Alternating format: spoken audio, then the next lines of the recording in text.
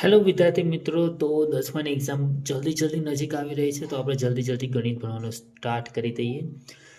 સો આ સમીકરણ છે જેને આપણે આદેશની રીતે સોલ્વ કરવાનું છે, લોપની રીતે સોલ્વ કરવાનું છે. ચલો, જે બધું થઈ શકે, પણ અત્યારે આપણે આદેશની રીતે ભણવાની છે. તમને લોકોને ગઈકાલે જે શીખવાડ્યું તો તમને લોકોને યાદ જ હશે. કદાચ તમને લોકોને યાદ ના હોય તો તમે આજે વિડીયોમાં લિંક આપેલી છે અહીંયા નીચે કમેન્ટમાં, એની પર જઈને આગળનો વિડીયો જોઈ લેજો 001 નંબરનો, અને પછી આ વિડીયો જોજો, તમને બધો જ ખ્યાલ આવી જશે. રેડી? હવે અહીંયા તમને જે દેખાય છે ને, આને આપણે આદેશની રીતે સોલ્વ કરવાનું છે. આદેશની રીતે એનો મતલબ શું? હવે જો હું તમને પહેલાં તો એક એક્ઝામ્પલ આપું. તમને ખબર છે ને, માય એમ્સ એજ્યુકેશનમાં આપણે શું કરીએ છીએ? આપણે લોજિક સમજીએ છીએ. શું સમજીએ છીએ? લોજિક. તો પહેલાં આપણે લોજિકની વાત કરીશું, બાકી બધું ઠીક છે. હવે જો બે નાના બેબીઝ છે, એકનું નામ છે માની લો ઢબુ, અને બીજો છે માની લો ચકો. આ બે જણાની ચોકલેટ ભેગી થઈને ચોકલેટ ટોટલ છે 90. કેટલી ચોકલેટ છે? 90. હવે આપણને કોઈ એકની ચોકલેટ ખબર હોય તો આપણે બીજાની ચોકલેટ શોધી શકીએ. ચલો માની લો કે ઢબુની ખબર છે 50, તો સીધી વાત છે કે ચકાની કેટલી હશે? 40. બરાબર? આ એક લોજિક છે, તે તમે સમજો છો, હું સમજુ છું. પણ આ બંનેમાંથી કોઈની ચોકલેટ જ ના આપી હોય તો ચોકલેટ કેવી રીતના શોધવી? ક્વેશ્ચન થાય ને. રેડી? એ જ પ્રોબ્લેમ અહીંયા થાય છે. જો અહીંયા 7x - 15y = 2, x + 2y = 3. આવું કંઈક સમીકરણ આપેલું છે. અહીંયા પણ એક્સની વેલ્યુ ખબર નથી, વાયની વેલ્યુ ખબર નથી, નીચે પણ એવું છે, એક્સની ખબર નથી, વાયની ખબર નથી. આ માથાકૂટમાં કરવું શું? તો હવે આપણે જે ગઈકાલે જે ડિસ્કશન થઈ હતી ને, તમને લોકોને ખ્યાલ છે, તો ગઈકાલે આપણે શું મસ્ત ડિસ્કશન થઈ હતી, એ પ્રમાણે આપણે આગળ વધીશું. તો સૌથી પહેલાં આપણે એક કામ કરીએ. અહીંયા એક્સ પણ છે જે આપણને ખબર નહીં, વાય પણ છે જે આપણને ખબર નથી. અહીંયા પણ એવું છે, એક્સ આપણને ખબર નથી, વાય ખબર નથી. હવે કરવું શું? તો એક કામ કરીએ. આ જે આમાં સસ્તું સમીકરણ કયું છે? સસ્તું સમીકરણ તમને દેખાય છે? આ છે. કઈ રીતે ખબર છે? જો આ x + 2y = 3 છે, તો આ 2y ને આપણે આ બાજુ મોકલી દઈએ ને, તો x = 3 - 2y. તો આ એક્સની વેલ્યુ આવી. બરાબર? જોજો હવે જાદુ શું થાય છે. અહીંયા આપણે કન્ફ્યુઝ એટલા હતા કે આપણને એક્સ પણ નથી ખબર, વાય પણ નથી ખબર, અને બંને આપેલા છે. હવે માની લો આ એક્સ બની જાય, કાં તો આ વાય બની જાય, તો ખાલી એક જ વસ્તુ રહી, તો એની વેલ્યુ નીકળી શકે.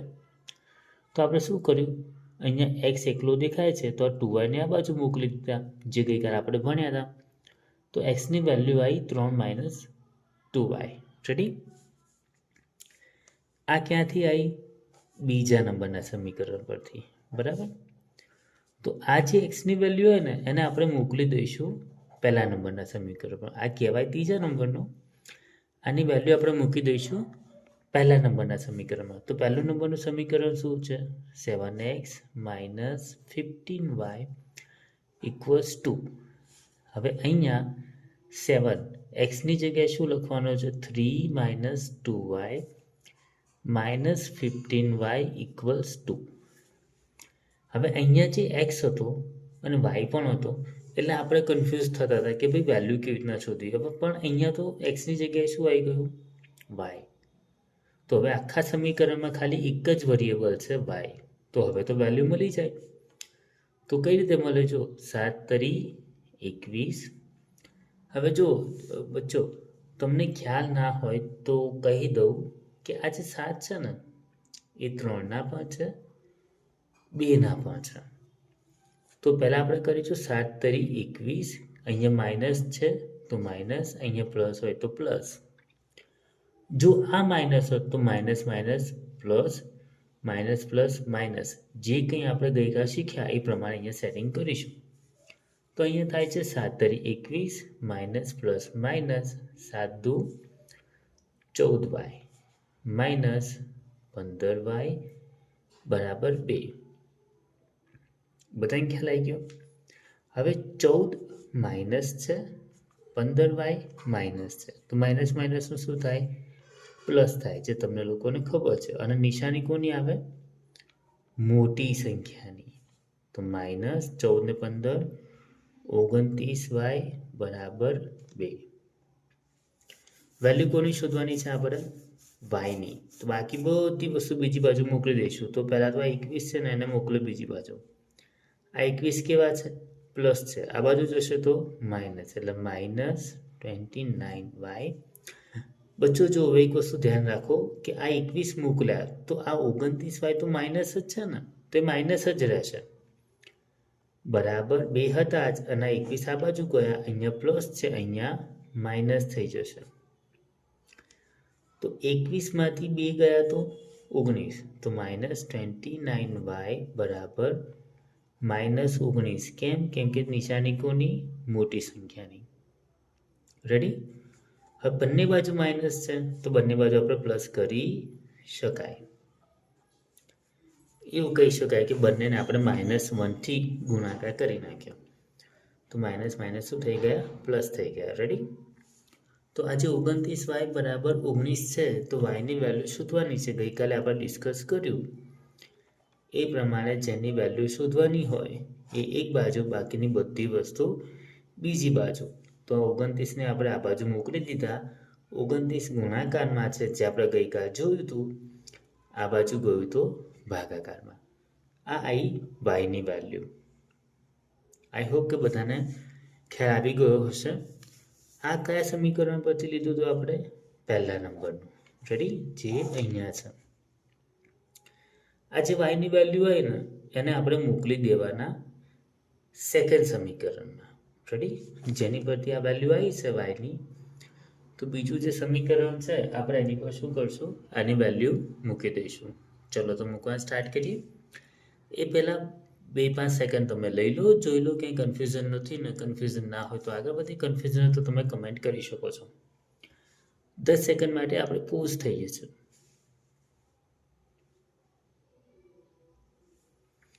ચલો હવે છે ને, જો ઘણા સ્ટુડન્ટ્સ એવું કહેતા હોય છે કે અમારા ટીચર એવું કહે છે કે સમીકરણ 3માં મૂકવાનું.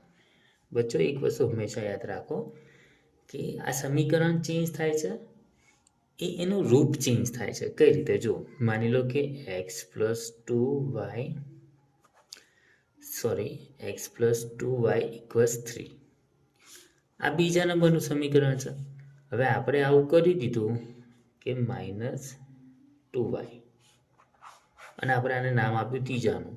પણ છે તો એક જ આ બંને, ખાલી આ લોકોની જગ્યા ચેન્જ થયેલી છે. બાકી વેલ્યુ પણ એની એ જ છે. રેડી?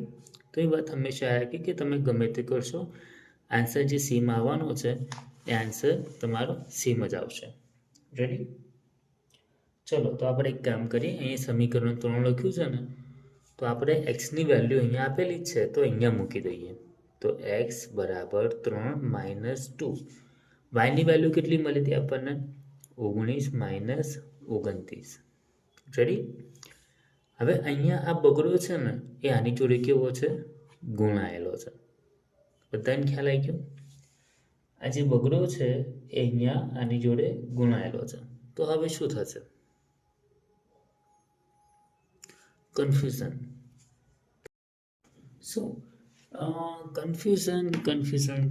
હવે કન્ફ્યુઝનનું એક સોલ્યુશન લઈએ છીએ. જો આ જે બગડો છે ને એ આની જોડે ગુણાકારમાં છે અને આની જોડે ભાગાકારમાં છે. રેડી? તો એવું થઈ શકે કે આપણે 2નો અને 19નો ગુણાકાર કરી દઈએ. આઈ રિપીટ, 2નો અને 19નો ગુણાકાર કરી દઈએ. તો x બરાબર 3 - 19 × 2 = 38/29. અહીંયા પહોંચ્યા. હવે જો અહીંયા માઇનસ છે 38/29, અહીંયા 3 છે. આની સીધી બાદબાકી થાય? ના થાય. લસા લેવો પડે, યાની કે LCM. હવે લસા કેવી રીતના લઈશું? જો અહીંયા કંઈ નથી, એનો મતલબ કે માની લો 1 છે. તો 29 અને 1નો લસા લઈએ ને તો 29 આવે. કેટલા આવે? 29. લસા કેવી રીતના લેવાનો છે તમને ના આવડતું હોય તો આ દાખલો પૂરો કર્યા પછી આપણે આમાં જોઈ લઈશું. બરાબર? હવે 1 અને 29નો લસા આવ્યો 29. હવે આ જે નીચે છે ને એને કેટલા વડે ગુણીએ તો જવાબ 29 આવે. આપણો જે લસા 29 આવ્યો ને, હવે આ નીચે છે આને કેટલા વડે ગુણીએ તો જવાબ 29 આવે, તો 29 વડે ગુણીએ તો જવાબ 29 આવે. તો 29ને 3 વડે ગુણાકાર કરવાનો છે. ફરીથી કહું છું, 29ને 3 વડે ગુણાકાર કરવાનો છે, તો જવાબ આવે 87. માઇનસ 38 છે. હવે નીચે કેટલા છે? 29. 29ને 29 કરવા માટે કોઈ વસ્તુ જો ગુણાકાર કરવાની જરૂર ખરી? ના. તો 38ના 38. હવે 87 જે છે એ 87 અને 38માં રિલેશન શું છે? માઇનસ. તો 87માંથી 38 માઇનસ કરીશું એટલે જવાબ આવે છે 49 ડિવાઇડેડ બાય 29. તો આ છે આપણી એક્સની વેલ્યુ. રેડી? તો જો આપણે એક્સની વેલ્યુ આવી આટલી અને વાયની વેલ્યુ આવી હતી 19 ડિવાઇડેડ બાય 29. તો આ છે આપણી વાયની વેલ્યુ. રેડી? સો બચ્ચો આ રીતે તમારે આ દાખલો સોલ્વ કરવાનો છે. હવે જો એક ખાસ વાત તમને કહેવાની રહી ગઈ. જે છોકરાઓને લસા લેતા નથી આવડતું કે એમાં પ્રોબ્લેમ થાય છે, એ લોકોનું આપણે જોઈ લઈએ. માની લો કે અહીંયા એવું છે 2/4 પ્લસ 4/8. રેડી? હવે 4 અને 8નો લસા કેટલો આવે? તમને એ પણ નથી ખબર કે લસા કેવી રીતના નીકાળવાનો. તો આ જોઈ લઈએ. અહીંયા લખ્યા 4, અહીંયા લખ્યા 8. રેડી? અહીંયા 2થી આપણે ભાગ ચલાવીએ તો 2 દુ 4, 2 ચોક 8. હવે અહીંયા 2 એકા 2, 2 દુ 4. ફરીથી આ તો એક આવી ગયા છે એટલે હવે કંઈ કરવાની જરૂર નથી, પણ આ બાકી છે તો 2 એકા 2. બધા એક એક આવી ગયા. જ્યાં સુધી એક એક ના આવે ત્યાં સુધી આપણે આગળ જઈશું. હવે 2 દુ 4, 4 દુ 8. તો આ બંનેનો લસા આવ્યો કેટલો આવ્યો? 8. હવે જે લસા આવ્યો છે ને, હવે આને નીચેનો ભાગ છે, આને કેટલા વડે ગુણાકાર કરીએ તો જવાબ 8 આવે? તો કે 2 વડે. તો ઉપરનાને પણ 2 વડે આપણે શું કરવાનો છે? ગુણાકાર કરવાનો છે. એટલે 2 દુ 4 પ્લસ અહીંયા કેટલા છે? 4. નીચે 8. 8ને કેટલા વડે ગુણાકાર કરીએ કે 8 આવે? 1 વડે. કશું કરવાની જરૂર છે નહીં. તો 4ના 4. રેડી? હવે 4 ને 4 કેટલા થાય? 8/8. તો આ 8 એકા 8. જવાબ આવ્યો 1. આ રીતે તમારે જો તમે આવી જગ્યાએ અટકાવો તો આ રીતે તમારે એલસીએમ ગોઠવવાનું છે અને આન્સર લાવવાનો છે. રેડી? Okay, thank you. આગળ ફરીથી આપણે આવતીકાલે કંઈક ભણીશું. ત્યાં સુધી take care. Stay tune with Mimes education.